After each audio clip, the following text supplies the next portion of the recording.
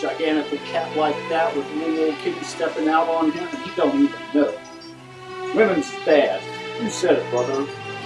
So they go back to their respective pads, and the very first thing Scheherazade do is round up all the cats and kitties that made the scene in the garden and lop off their wigs. Bat, bat, bat. And then he get him a new bride, a sweet little young maiden kitty, get to grooving on her all night long, and when the early bright come, he lop off her wig. That night, he do the same thing, and in the morning, off come her wig too. He done this every night for the next 3 years. By that time, every cat in the kingdom is flipping. He's depleting the land of all the sweet, young, beautiful chicks, and any cat what's got a daughter is saying, "Get down in the cellar, Aisha. I think I hear the king's warrior starts coming down the pike here." Because they all seen the big pile of wigs out back the palace getting bigger and bigger. So finally, it come down to the old vizier. He's been swooping all over the kingdom, scouting out maidens for the king, and after all this time, he's hip to the fact that there ain't hardly any more chicks left. They all cut out and are holed up in the big garden. So he say, "There ain't no more kitties left in the kingdom, oh sweet swinging non-stop light of the land." Scheherazade say, "Ain't you got a dimple or two yourself, old man? How about them? Weekend coming, hook me up." So this vizier cat come home with a heavy head. He is in a main day bind, and his daughters, their names Scheherazade and Dunyazade, I don't know why. They come in and they say, "What's up, Daddy?" And the vizier hit them to the whole horrible state of affairs estate. "I ain't giving my girls up to that square king," he say. Now, this Scheherazade, she was a real cool, hip, groovy chick from in front. She done been to the community college and dug all the arts and sciences and humanities and all them book kicks. And she were a very sharp and chilly young kitty indeed. She say, "I'll do it." And the vizier say, "Girl, you don't know what you're saying. That king gonna take you out, but then he gonna take you out. You hear what I say? Don't you forget that ditty about the bull and the ass now." And he play her a little lick, goes something like this. This farmer, he's hip to the semantic of the animal world, dig? And one day, he's in the stable and overhears the big bull saying, "Oh, I am beat, flat, spent, and expent. That is a main day drag, pulling that heavy plow, pushing that big stone around the mill. I got blisters on the bunions on my calluses." And the ass tell him, "Do like I say. Don't eat none of that starf he's giving you, and the next time he fit you with the harness, you stagger around and fall over like you're sick, and maybe he'll cut your day off." So the bull do this, and since the farmer is hip to what's shaking, he take out the ass and work that ass right into the ground. And when he get back into the stable, the ass say, "Oh, my back is killing me. You got to take this gig back, Mr. Bull, because I cannot hack it." And the bull say, "Oh no, that's cool. This little freebies scam you hit me to is working out real groovy, so I like things the way they is now." And so the ass say, "Well, I heard that farmer today say that if that bull don't get up and toe the line soon, I guess I got to sell him off to the stockyards." So the bull sit on this all night. The next morning, when the farmer come out to the stable, that bull was pushing at the gate, saying, "Let me at it. We got us some work to do today. Where that plow? Strap me in good, because I am gassed just to have a wheel to turn. I love my gig." And when the gate opened, the bull jump out, prance around the yard, and even do a Chinese backflip just to show how gassed he is.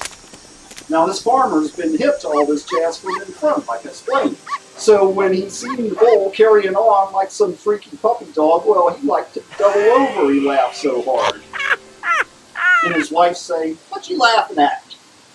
Now, when Allah first blessed this farmer with the gift of the animal semantic, it was on the condition that if he ever hit anyone to it, then that's it. That's his final act. So he'd say to his old lady, I'd love to hip you, dearest, but I just can't, you dig? But she'd say, I don't dig nothing. You got a bubble stashed in your wig, I want to know what it is. But if I hip you, I was a dead man. I don't care about that, just tell me. Well now, this here farmer is so hung up on his old lady, he's saying, okay, dearest. Just give me some time to get all my wigs straight and up to date, and put in a call to the undertaker, and then I'll hip you to this action. So the farmer start making out his will and getting all his payoffs paid off, and soon every cat and kitty in the province is saying, you hip to what's going down at the old farm yonder? Yeah, cat putting himself on the edge of the razor's flip just so he can hip his old lady to the punchline of some joke kick. Ain't that a freakish scene? And on the day of the big hipping, a whole mess of folks show up to see how it's going to go down. The farmer say to his old lady, you ain't going to change your mind? And she say, I ain't. So he say, well, let me go take a leak first and then I'll be ready. Now, while he's walking to the outhouse, he just happened to pass the chicken coop and see the rooster flapping his wings and puffing up his wig and jumping from on back of one hen to the other and just having a ball in time. And the farm dogs swoop by and say, man, how come you carrying on like that when our master is fitting himself for a pair of wings on account of his wife? And the rooster say, don't bug me with that noise, I gotta get my own kicks, dig? And besides, if that farmer is really fixing to scratch himself from the big race, then I say he is a first-class, king-sized chump. Looky here, I got me 50 wives, and I was getting to be a ripe old age here, because whenever any one of them give me any lip, I just go whack, smack her down so hard she don't ever even think about mouthing off again. The farmer picked up on this, went to the outhouse with some wheels spinning under his wig.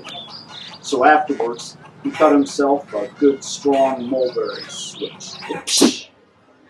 And say, okay, dearest, come on in, I am ready to straighten you, but good. And she say, took you long enough, and she go into the big tent where he is waiting for her, and all the cats on the scene gather around the tent with their lobes straining to hear what go down, and they hear, whoosh!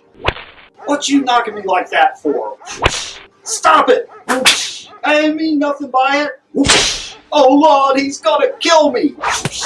Okay, I'm sorry. I don't need to be hip to every little thing you stash in your wig. And the farmers say, that's right, you don't. And they live happily ever after the end. That is the whip that this vizier is laying on his own daughter. Because that's the way things was under the Sassanite cats. Like I explained, they was so drugged with the ladies that they don't even care what the neighbors say. But Scheherazade, she say, I don't care. You swear king done bring down 8 bug size, bring down all my sister kings. So I am taking this day to see if I can straighten them out.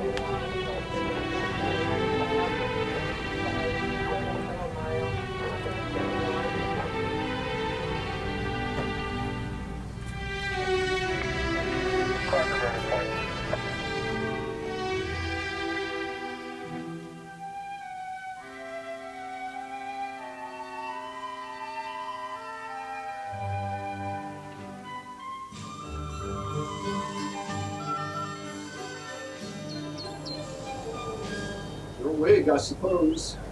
Sure is going to be quiet around here without you, girl.